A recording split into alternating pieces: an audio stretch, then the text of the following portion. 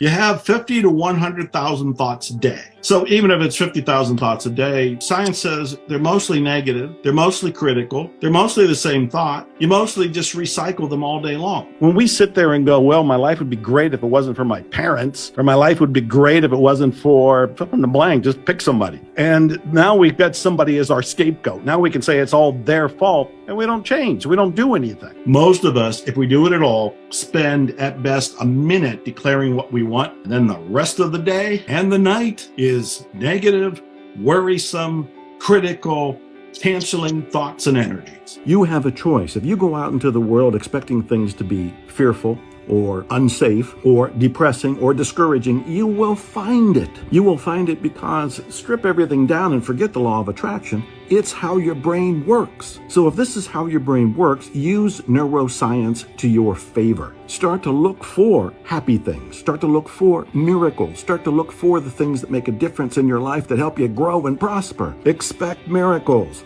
Be happy. All of this is a choice. And who makes the choice? You do.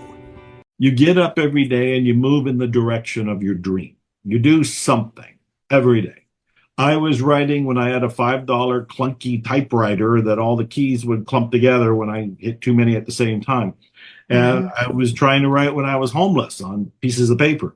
I have been writing when nobody knew what I was doing and there was no sign of success, no evidence that would ever be public. I was doing it. Every day, move in the direction of your dreams because persistence wins the race. Persistence. And beyond that, you're doing what you love when you do it every day. So you're already doing something that is healthy and is spiritual and is rejuvenating. So persistence is the big ticket. The other thing I have found is that surround yourself with positive people and the positive material. Everything is programming you. Everything. I have found that one of the secrets to success in life is to say yes.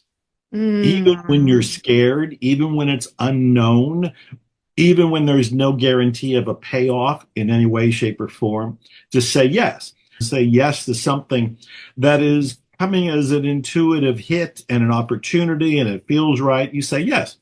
When I got the phone call from Rhonda Byrne, who was the director of The Secret, I didn't know who she was. I didn't know her work. I said yes. Even when I had no experience, didn't know what I was doing, didn't know what I was getting into, was not going to get paid, was not going to find out anything about the history of what was taking place.